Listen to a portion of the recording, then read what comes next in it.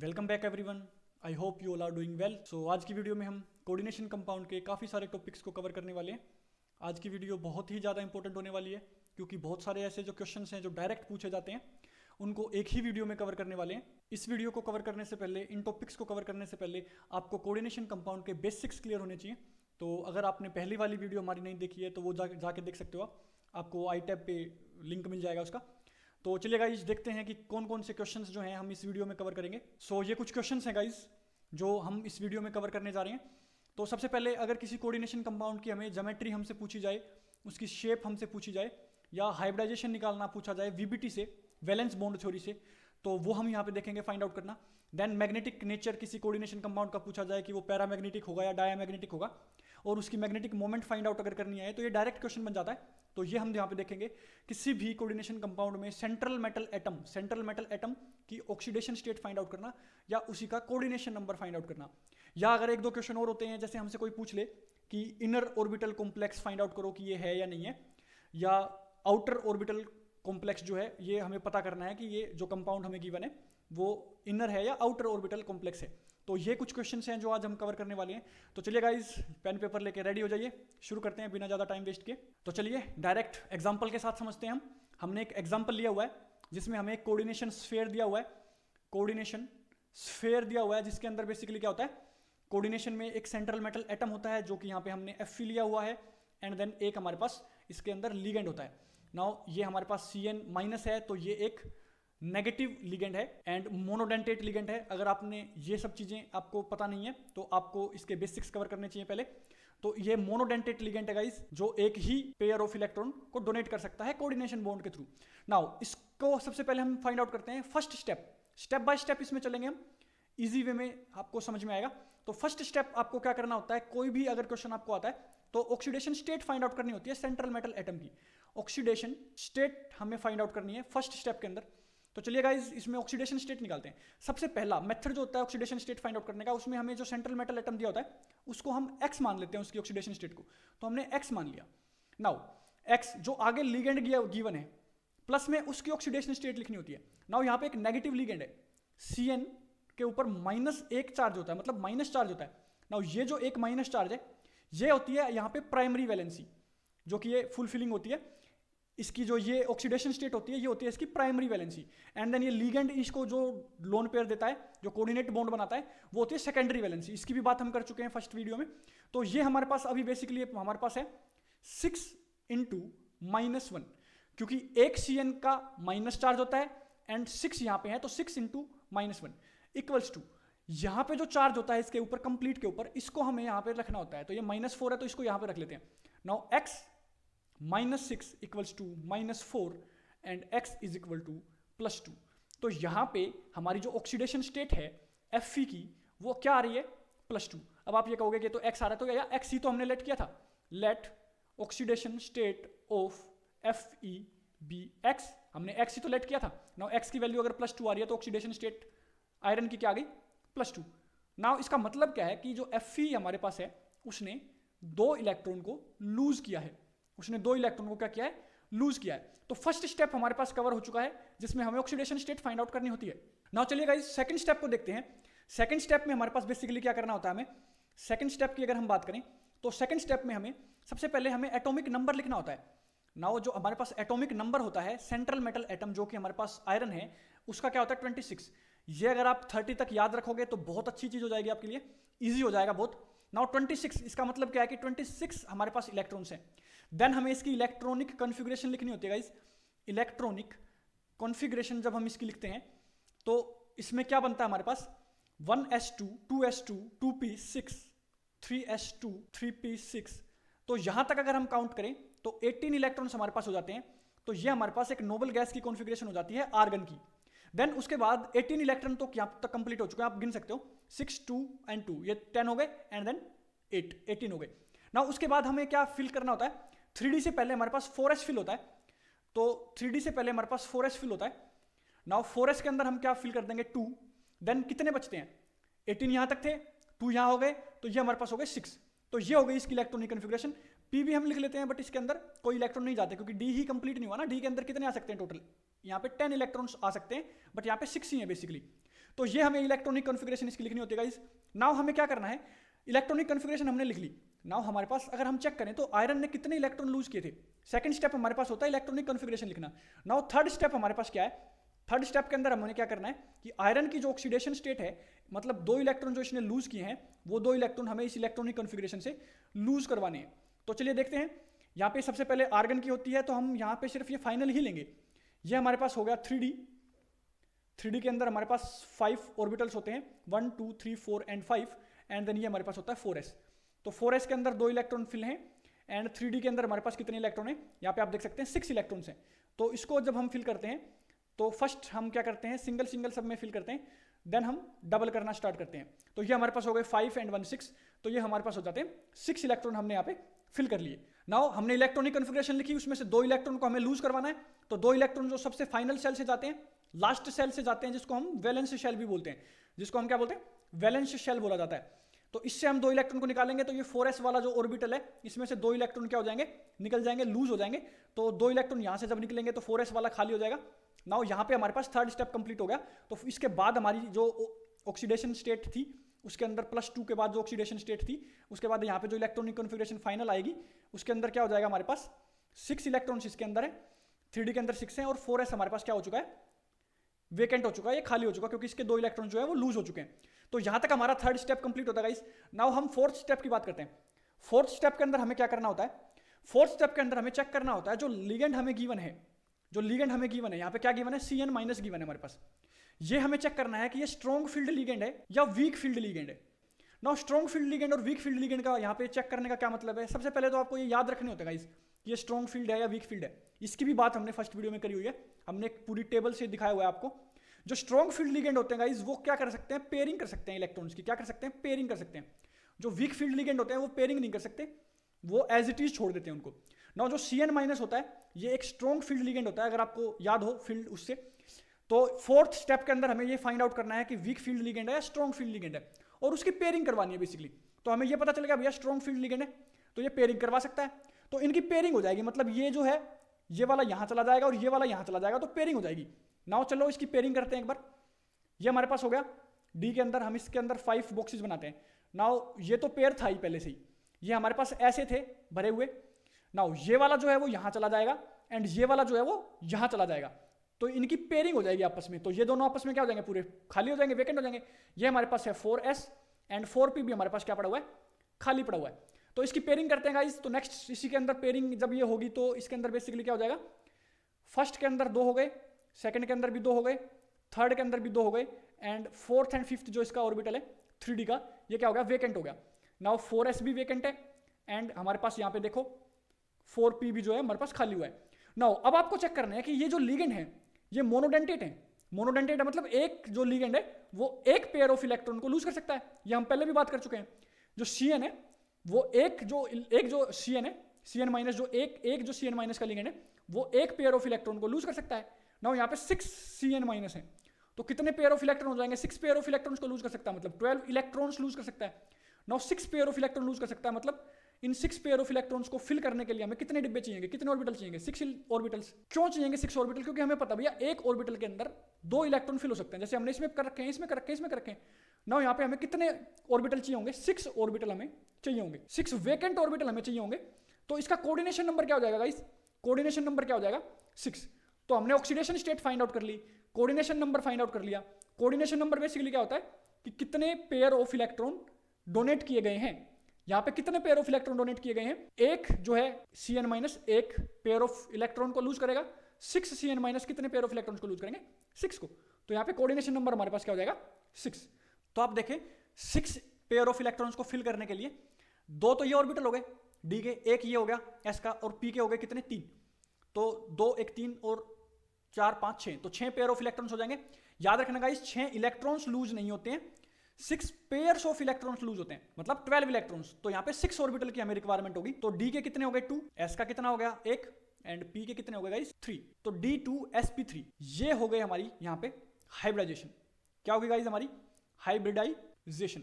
तो जो हाइब्रिडाइजेशन हमने फाइंड आउट करी है वो भी फाइंड आउट कर चुके हैं हम, D2sp3। अब आप एक बात यहाँ पे ध्यान से सुनिए गाइस, इसके अंदर ये जो D है, ये बाद वाला D हमने यूज नहीं किया, पहले वाला डी हमने यूज किया है, 4s से पहले वाला डी यूज किया है, तो इसके अंदर वाले ऑर्बिट यूज हुए हैं, तो इसको हम क्या बोल सकते हैं, इनर ऑर्बिटल कॉम्प्लेक्स। तो कई बार हमसे डायरेक्ट पूछ लिया जाता है गाइस कि इनर ऑर्बिटल कॉम्प्लेक्स कौन से होते हैं, तो ये होते हैं इनर ऑर्बिटल कॉम्प्लेक्स, जिसके अंदर बेसिकली क्या होता है, पहले वाले डी ऑर्बिटल्स यूज हो जाते हैं। तो ये था हमारे पास इनर ऑर्बिटल कॉम्प्लेक्स। नाउ जो हाइब्रिडाइजेशन हमारी आई है, इस हाइब्रिडाइजेशन से हमें बेसिकली क्या करना होता है, हमें चेक करना होता है कि कौन सी इसके अंदर वो बन रही है, शेप या ज्योमेट्री कौन सी बनेगी। तो उसके लिए आपको कुछ टेबल याद करनी पड़ेगी। तो चलिए टेबल दिखाते हैं आपको। तो ये टेबल आपको दे रखी है। अगर आपके पास 4 कोऑर्डिनेशन नंबर आ रहा है, कोऑर्डिनेशन नंबर आपके पास क्या है, 4, ये CN का मतलब कोऑर्डिनेशन नंबर, मतलब 4 पेयर ऑफ इलेक्ट्रॉन यहां पे लूज किए गए हैं, कोऑर्डिनेशन बॉन्ड से डोनेट किए गए हैं। तो इसकी हाइब्रिडाइजेशन क्या आएगी, sp3, एंड इसकी जो ज्योमेट्री होगी वो होगी टेट्राहेड्रल। क्या होगी, टेट्राहेड्रल। ये बात याद रखनी है गाइस, ये जो होगा आपका आउटर ऑर्बिटल कॉम्प्लेक्स होगा, जिसमें टेट्राहेड्रल बनती है। नाउ टेट्राहेड्रल की शेप कैसी होती है कि सेंट्रल एटम यहां पे होगा एंड इस टाइप से बॉन्ड बने होंगे, एक ऊपर की तरफ बना होता है एंड इधर सारे लगे होते हैं। तो ये शेप होती है किसकी, जब हम sp3 हाइब्रिडाइजेशन की बात करते हैं और टेट्राहेड्रल शेप की बात करते हैं। नाउ 4 CN कोऑर्डिनेशन नंबर है और 4 pair of electron he donate करेगा, क्योंकि 4 कोऑर्डिनेशन नंबर का मतलब ही क्या होता है, पेयर ऑफ इलेक्ट्रॉन डोनेट करना। यहां पे अगर आउटर ऑर्बिटल कॉम्प्लेक्स ना बनके इनर ऑर्बिटल कॉम्प्लेक्स बन रहा है, एक डी अंदर का यूज हो रहा है एंड sp2 यूज हो रहा है, तो इसके अंदर बनता है स्क्वायर प्लेनर। क्या बनता है गाइस, स्क्वायर प्लेनर। तो शेप इसकी क्या होती है स्क्वायर प्लेनर की, स्क्वायर प्लेनर की होती है, ये सेंट्रल एटम होता है एंड स्क्वायर प्लेनर के अंदर हम बेसिकली क्या बना देते हैं, 4 ऐसे ज्वाइन कर देते हैं गाइस। ये हमारे पास क्या होता है, प्लेन टाइप में होता है। प्लेन मतलब जैसे एक पेज होता है, तो उस टाइप में एक शीट टाइप में जो होता है वो शेप ले लेता है ये। तो ये होता है हमारे पास 4 कोऑर्डिनेशन नंबर का। नाउ अगर हम बात करें 5 की, अगर हम बात करें 5 हमारे पास अगर कोऑर्डिनेशन नंबर है, तो मतलब 5 पेयर ऑफ इलेक्ट्रॉन्स हमने क्या किए हैं, 5 पेयर ऑफ इलेक्ट्रॉन्स हमने डोनेट किए हैं। तो 5 पेयर ऑफ इलेक्ट्रॉन अगर इन्होंने डोनेट किए हैं, तो इन्होंने क्या किया है, मतलब sp3 एंड d2, ये बेसिकली क्या है, sp3 d2। अब आप यहां पे गिने अगर, तो एक ऑर्बिटल s मतलब एक पेयर ऑफ इलेक्ट्रॉन s ले जाएगा एंड p के 3 है, तो बेसिकली कितने हो जाएंगे, s का 1, p के 3 एंड d का अगर 2 या तो 6 हो जाएंगे, तो sp3 d1 हो जाएगा गाइस।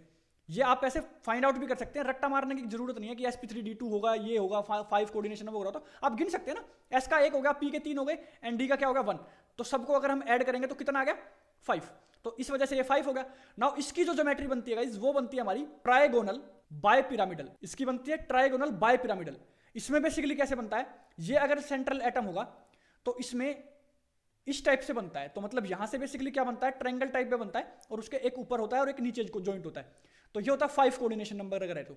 अगर 6 कोऑर्डिनेशन नंबर है, जो कि हमारे इस वाले क्वेश्चन के केस में था, इसके अंदर 6 पेयर ऑफ इलेक्ट्रॉन्स डोनेट होंगे, मतलब बेसिकली 12 इलेक्ट्रॉन्स लूज होंगे, 12 इलेक्ट्रॉन्स ये लूज करेगा मतलब डोनेट करेगा। एंड इसकी जो हाइब्रिडाइजेशन होगी वो क्या होगी, sp3d2, s का 1, p के 3, d के 2, तो ये बेसिकली क्या हो जाएगा 3, 1 एंड 2, 6। तो 6 की हम बात करें तो इसके अंदर, अब इसके अंदर गाइस 2 केस बन सकते हैं, हमने बात करी थी, एक तो होता है d2 sp3 एंड एक हो सकता है sp3d2। sp3d2 का क्या मतलब है और इसका क्या मतलब है, इसका मतलब है कि भैया इनर, इसका मतलब है कि इनर ऑर्बिटल कॉम्प्लेक्स बना हुआ है, इसका मतलब है कि बाहर वाले d के यूज हुए हैं, तो आउटर ऑर्बिटल कॉम्प्लेक्स बना हुआ है। तो इन दोनों के केस में ही जो हमारी यहाँ पे शेप होती है वो होती है ऑक्टाहेड्रल। क्या होती है गाइस, ऑक्टाहेड्रल। ऑक्टाहेड्रल का मतलब क्या होता है कि सेंट्रल जो एटम होता है उसमें स्क्वायर टाइप में बनता है, प्लेन टाइप में बनता है, और उसके ऊपर और नीचे एक और ज्वाइन किए जाते हैं, 2 और ज्वाइन किए जाते हैं। तो एक यहां पे बनता है 1, 2, 3, 4, 5 एंड 6। इस केस में अगर काउंट करें तो 1, 2, 3, 4, 5, ये ट्रायंगल के लिए 3 और ऊपर नीचे ज्वाइंट होते हैं। यहां पे अगर करें तो 4 के लिए 1, 2, 3 एंड 4। यहां पे अगर काउंट कर देंगे तो 1, 2, 3, 4, तो ये भी 4 है, ये भी 4 है एंड बाकी 5 और 6। तो ये आपको याद रखने का, इस दोनों के केस में आप यहाँ पे देख सकते हैं कि ऑक्टाहेड्रल ही बनेगा, तो इनर बन रहा हो या आउटर बन रहा हो इसमें कोई भी इशू नहीं होते। तो ये टेबल आपको याद करनी होती है गाइस, क्योंकि कुछ चीजें जो होती हैं जो याद करने के लिए होती हैं, याद रखने के लिए होती हैं, उनसे आप क्वेश्चन को इजीली सोल्व कर पाते हो। तो चलिए गाइस अब अपने क्वेश्चन पे मूव ऑन करते हैं। तो यहाँ पे अगर हम शेप की बात करें तो हमारे पास क्या है d2 sp3, तो शेप जो बनने वाली है हमारे पास क्या होगी, ऑक्टाहेड्रल। ये तो आपको पता चल गई। ज्योमेट्री इसकी क्या है, हाइब्रिडाइजेशन है d2 sp3, ये होती है हाइब्रिडाइजेशन एंड इसको बोलते हैं ज्योमेट्री या शेप बेसिकली। तो इसकी शेप अगर हम देखें तो यहाँ पे हमारे पास क्या है, Fe, आयरन से जुड़े हुए हैं Cn। तो हमें यहाँ पे अगर शेप बनानी है इसकी तो ये हम बना लेंगे Fe को रखेंगे सेंटर में एंड एक Cn इधर, एक Cn इधर, एक Cn इधर, एक Cn इधर एंड ये बन जाएगा हमारे पास। इसको हम स्क्वायर में डाल देते हैं या प्लेन में डाल देते हैं एंड एक Cn हमारे पास ऊपर होगा एंड यहाँ इसमें आप ऐसे एरो भी बना सकते हो क्योंकि कोऑर्डिनेशन बॉन्ड जो है ऐसे एरो से डिनोट किया जाता है, इसके अंदर कोऑर्डिनेशन बॉन्ड ही बनता है। तो यहाँ पे आप Cn जोड़ सकते हो, यहाँ पे आप Cn जोड़ सकते हो, यहाँ पे आप Cn जोड़ सकते हो, यहाँ पे आप Cn जोड़ सकते हो, यहाँ पे भी Cn जोड़ सकते हो एंड यहाँ पे भी Cn। यहाँ पे आप कहोगे कि मैंने उल्टा क्यों लिखा, NC क्यों लिखा, क्योंकि यहाँ पे अगर बॉन्ड बना रहा है तो कार्बन डोनेट कर रहा है, हो सकता है नाइट्रोजन डोनेट कर रही हो, तो जहां से जो भी डोनेट कर रहा होता है उसी की तरफ से हमें बॉन्ड बनाना होता है गाइस। तो ये बात आपको याद रखनी है। तो ये हो गई इसकी बेसिकली शेप। तो अगर शेप से क्वेश्चन आ रहा हो तो आपको सेम स्टेप्स फॉलो करने हैं। पहले क्या करना है, ऑक्सीडेशन नंबर निकालना, ऑक्सीडेशन स्टेट निकालनी है बेसिकली। दूसरा क्या करना है, एटॉमिक नंबर लिखना है एंड उसकी इलेक्ट्रॉनिक कॉन्फ़िगरेशन लिखनी है। थर्ड स्टेप में क्या है कि जितनी उसकी ऑक्सीडेशन स्टेट आ रही थी उतने इलेक्ट्रॉन लूज करके फाइनल शेल्स में से इलेक्ट्रॉन निकाल देने हैं। देन लिगेंड चेक करना है कि स्ट्रॉन्ग फील्ड है या वीक फील्ड है। जोन सा भी लिगेंड होगा, स्ट्रॉन्ग फील्ड होगा तो स्ट्रॉन्ग फील्ड, वीक फील्ड होगा तो हमें क्या करनी है, स्ट्रॉन्ग फील्ड होना तो पेयरिंग कर देनी है, वीक फील्ड होगा तो पेयरिंग नहीं होगी। यहाँ पे जैसे हमने पेयरिंग कर दी, अब यहाँ पे हमने पेयरिंग कर चुके हैं। हम पेयरिंग करने के बाद हमें क्या करना है, जितना हमारा कोऑर्डिनेशन नंबर है, जितने इलेक्ट्रॉन, जितने पेयर ऑफ इलेक्ट्रॉन लूज हो रहे हैं उतने पेयर ऑफ इलेक्ट्रॉन्स मतलब जो लूज हो रहे हैं उनके ऑर्बिटल्स काउंट कर लेने हैं। अगर अंदर वाले हो रहे हैं काउंट तो उनको क्या बोलेंगे, इनर ऑर्बिटल कॉम्प्लेक्स बोलेंगे, और अगर अंदर वाले ऑर्बिटल काउंट नहीं हो रहे हैं तो उनको आउटर ऑर्बिटल कॉम्प्लेक्स बोलेंगे। देन उसके हिसाब से हमें लिख लेना है जो उसकी हाइब्रिडाइजेशन होगी। भैया डी के 2 यूज हो रहे हैं, डी के 2 यूज हो रहे हैं। यहाँ पे 4 3 2 ये जो शेल नंबर होता है ये लिखने की जरूरत नहीं होती गाइस हाइब्रिडाइजेशन में। नाउ हाइब्रिडाइजेशन लिख लेते हैं। देन उसके बाद टेबल से हमें याद होगा जो भी उसकी शेप होगी, देन वो शेप हम यहाँ पे बना देंगे। देन शेप बनाने के बाद हमारे पास नेक्स्ट जो निकल के आता है, हमारे पास निकल के आता है मैग्नेटिक नेचर। तो मैग्नेटिक नेचर बहुत ही ईजी होता है गाइस।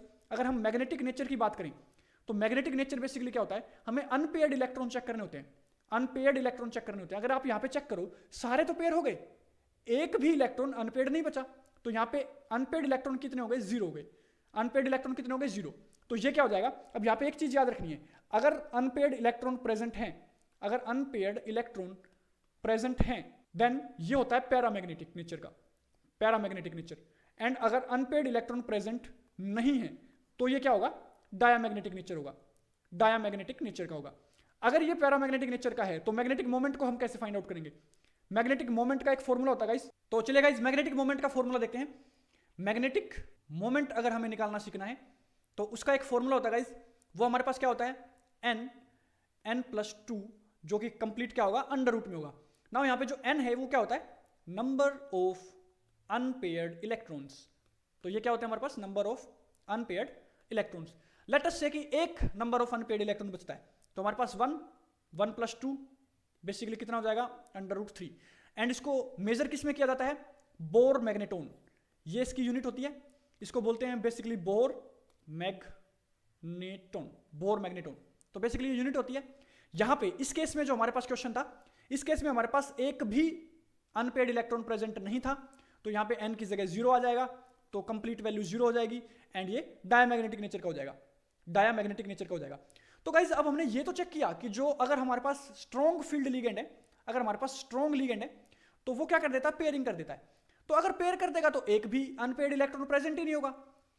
ऑब्वियसली अगर पेयर कर देगा तो एक भी अनपेयर्ड इलेक्ट्रॉन प्रेजेंट नहीं होगा। अगर एक भी अनपेयर्ड इलेक्ट्रॉन प्रेजेंट नहीं होगा तो वो किस नेचर का हो जाएगा, मैग्नेटिक मोमेंट वहां पे क्या आ जाएगी, 0 आ जाएगी, और वो किस नेचर का हो जाएगा, डायमैग्नेटिज्म का नेचर का हो जाएगा। तो क्या ऐसा हो सकता है कि स्ट्रॉन्ग फील्ड लिगेंड प्रेजेंट है और उसके बावजूद भी मैग्नेटिक मोमेंट आ रही है और वो किस नेचर का हो, पैरामैग्नेटिक नेचर का हो, या बिल्कुल पॉसिबल है। तो चलिए एक और एग्जांपल इसी में लेके हम देखते हैं। चलिए गाइस एक और एग्जांपल लेके देखते हैं, हम इसी का एग्जांपल ले लेते हैं, इसी से रिलेटेड एग्जांपल ले लेते हैं। हमारे पास है ये FeCN6 एंड लास्ट टाइम हमने 4- लिया था, यहाँ पे 3- लेते हैं। तो सेम स्टेप्स फॉलो करेंगे। फर्स्ट स्टेप में क्या था, ऑक्सीडेशन स्टेट फाइंड आउट करनी थी सेंट्रल मेटल एटम की, oxidation state of central metal atom. तो हमें क्या करना होता है, एक्स में मेजर करना होता है। नाउ 6 जितने इसमें लिगेंड यूज हुए हैं एंड जो भी इसकी वैलेंसी होती है माइनस होती है, Cn- होता है, तो इक्वल्स टू ये चार्ज हमें यहाँ पे रखना होता है -3। तो इसको जब हम सोल्व करेंगे x - 6 = -3 एंड x = +3, तो वहाँ पे +2 आ रही थी गाइज एंड यहाँ पे +3 आ रही है। तो जब +3 आ रही है तो इसका मतलब आयरन में किस में चला जाएगा, आयरन +3 में चला जाएगा, मतलब 3 इलेक्ट्रॉन्स इसने क्या किए हैं, लूज किए हैं। देन सेकंड स्टेप की अगर हम बात करें तो सेकंड स्टेप में हमें यहाँ पे क्या करना होता है, इसका सेकंड स्टेप में इलेक्ट्रॉनिक कॉन्फ़िगरेशन लिखनी होती है। सबसे पहले ऑक्सीडेशन, सबसे पहले एटॉमिक नंबर लिखते हैं, देन तभी तो कर पाएंगे। एटॉमिक एटॉमिक नंबर आयरन का हमने देखा था 26 होता है, एंड इसकी इलेक्ट्रॉनिक कॉन्फ़िगरेशन भी हम देख चुके हैं। आर्गन जो कि एक क्या होती है, नोबल गैस की होती है, जो कि 18 इलेक्ट्रॉन तो कंप्लीट कर चुकी होती है। देन उसके बाद हमारे पास क्या फिल होता है, 3d and 4s, and then 4p होता है। देन 4s में पहले 2 इलेक्ट्रॉन जाते हैं एंड 3d में 6 जाते हैं। तो इसकी जब हम इलेक्ट्रॉनिक कॉन्फ़िगरेशन लिखते हैं तो ये हो जाती है हमारे पास d का ऑर्बिटल, जिसके अंदर 5 ऑर्बिटल होते हैं। एंड फर्स्ट ऐसे होता है, इसके अंदर 1 इलेक्ट्रॉन, इसके अंदर भी 1 इलेक्ट्रॉन, एंड इसके अंदर भी 1 इलेक्ट्रॉन। देन 4s के अंदर 2 इलेक्ट्रॉन फिल होते हैं। देन 4p का खाली होता है, पूरा का पूरा शेल, सब शेल खाली होती है। नाउ ये 3d एंड ये 4s एंड ये 4p। नाउ ये हो गया हमारे पास second step. Now third step के अंदर हम क्या करेंगे, चेक करेंगे कि भैया कितनी इसकी ऑक्सीडेशन स्टेट है। तो Fe की तो +3 है, तो मतलब 3 इलेक्ट्रॉन इन्होंने क्या किए हैं, लूज किए हैं। तो इसमें से हम 3 इलेक्ट्रॉन को लूज करवाएंगे। तो 2 इलेक्ट्रॉन तो फाइनल शेल से जाते हैं सबसे पहले, लास्ट शेल जो कि 4th है, इसमें से 2 इलेक्ट्रॉन ये चले गए, तो ये तो खाली हो गया। नाउ इसमें से 1 इलेक्ट्रॉन जाएगा, तो इसमें से 1 इलेक्ट्रॉन ये भी तो निकाल सकते हैं। नहीं गाइज, यहाँ पे क्या होता है, सबसे पहले हमें क्या करना होता है, सबके अंदर 1-1 रखना होता है। तो ये वाला इलेक्ट्रॉन यहाँ से जाएगा, जो ये पेयर हो रखा है ना, ये इलेक्ट्रॉन यहाँ से जाएगा। तो यहाँ पे क्या हो जाता है हमारे पास, अगर हम फाइनल की बात करें तो डी के अंदर हमारे पास बच गए 5, क्योंकि 6 थे, 1 इलेक्ट्रॉन यहाँ से निकला और 2 यहाँ से ये चले गए, तो ये 5 बच गए। तो पांचों को हम यहाँ पे फिल करते हैं 1-1 करके, 5 हो गए। एंड 4s हमारे पास खाली हो चुका है, एंड 4p भी हमारे पास वेकेंट है। तो ये हो गया 3d, ये 4s एंड ये 4p।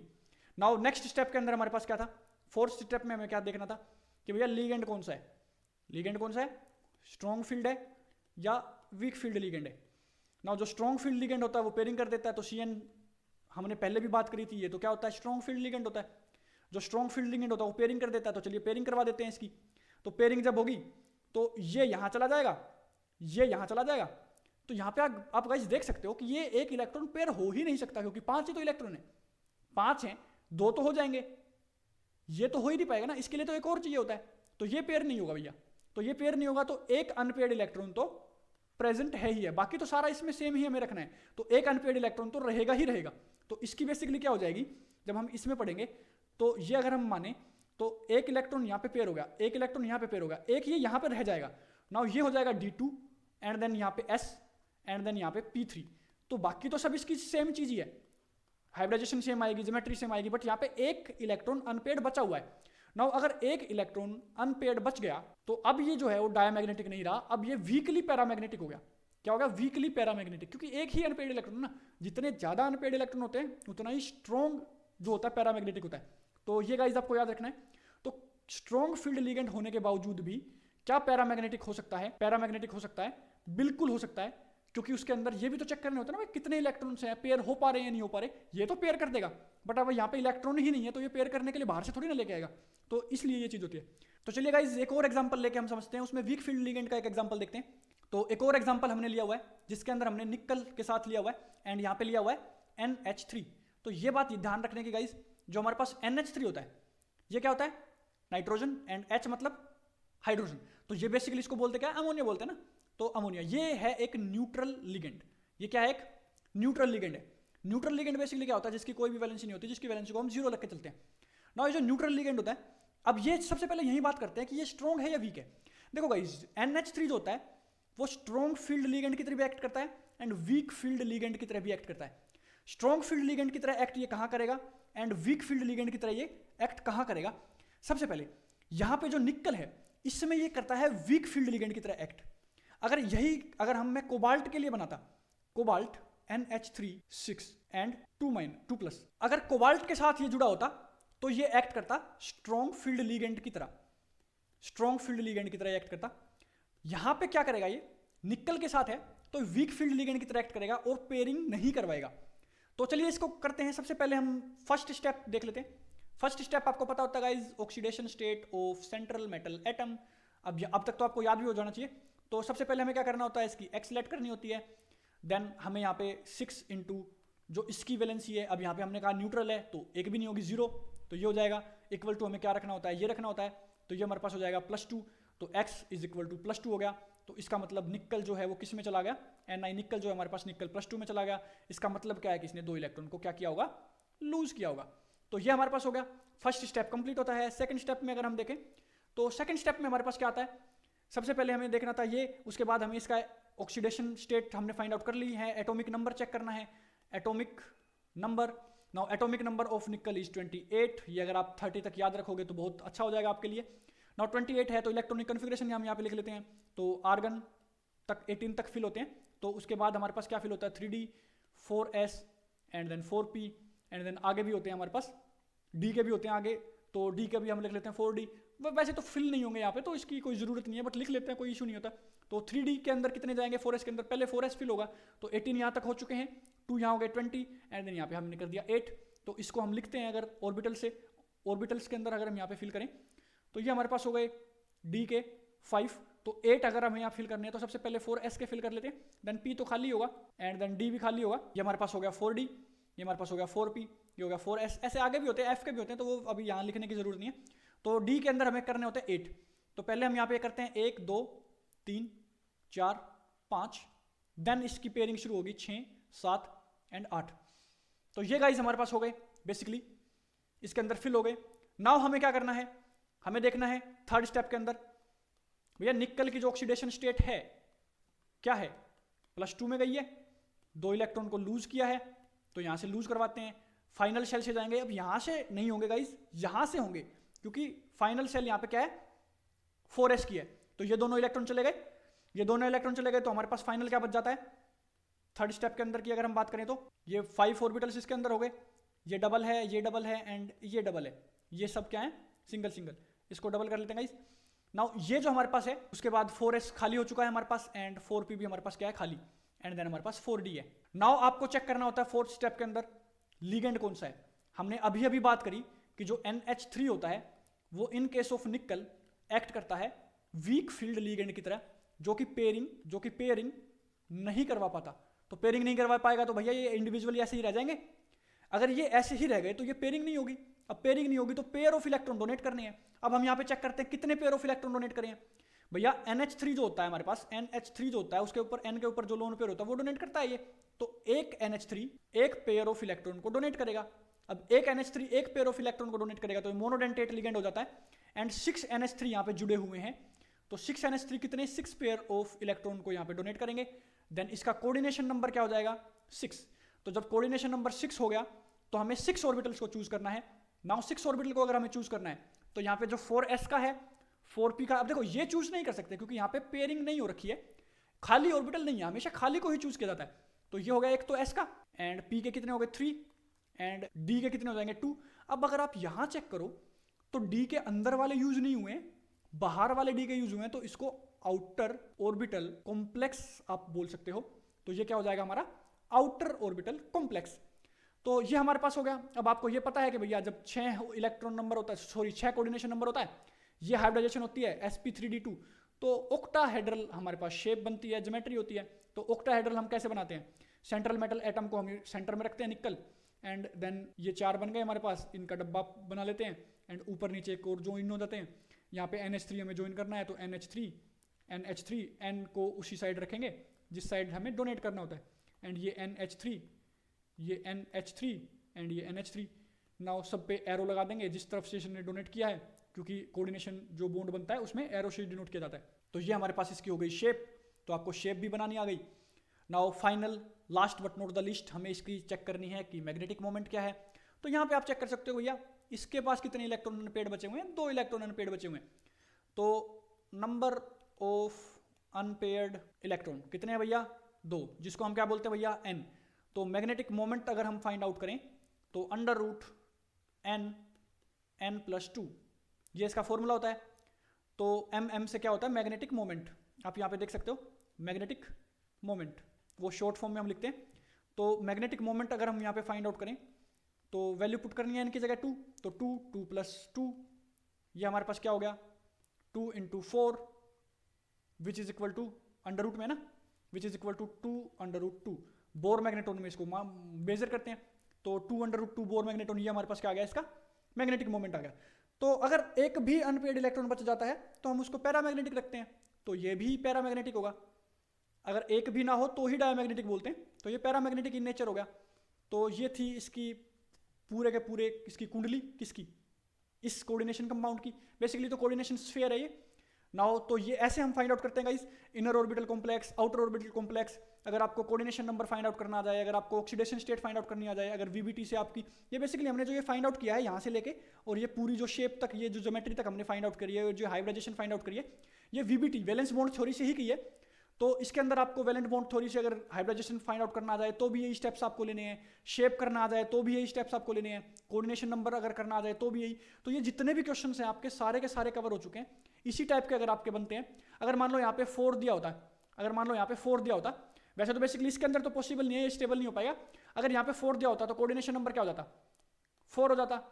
तो इसकी sp3 अगर मान लो बन रही है तो इसकी क्या बन जाती, टेट्राहेड्रल या स्क्वायर प्लेनर बन जाती, क्योंकि 4 के अंदर तो यही दोनों पॉसिबल होते हैं ना। वो dsp2 होता है या sp3 होता है, इनके डिपेंड होती है, इनके ऊपर डिपेंड होती है ना दोनों के ऊपर कि भैया इनर ऑर्बिटल बन रहा है या आउटर ऑर्बिटल बन रहा है। नाउ अगर sp3d बनता तो ट्रायगोनल प्लेनर बनता। तो वो आपको याद रखनी है, कुछ चीज़ें याद रखनी है और कुछ चीज़ें आप स्टेप बाय स्टेप फॉलो करोगे। इनके अगर आप नोट्स बना लोगे और 2-3 बार इनको आप रिवाइज कर लोगे ना तो बहुत ईजी हो जाएगा आपके लिए। तो आज की वीडियो में इतने रखते हैं गाइस, ये वीडियो बहुत इंपॉर्टेंट है, इसको आप 2-3 बार देखिए और कवर कीजिए, क्योंकि 30 से 40% कोऑर्डिनेशन कंपाउंड का जो टॉपिक है वो हमने इस एक ही वीडियो में कवर कर दिया है, ट्रिक्स के स्टेप्स के बेसिस पे। तो चलिए गाइस, मिलते हैं नेक्स्ट वीडियो में, take care, bye bye, see you.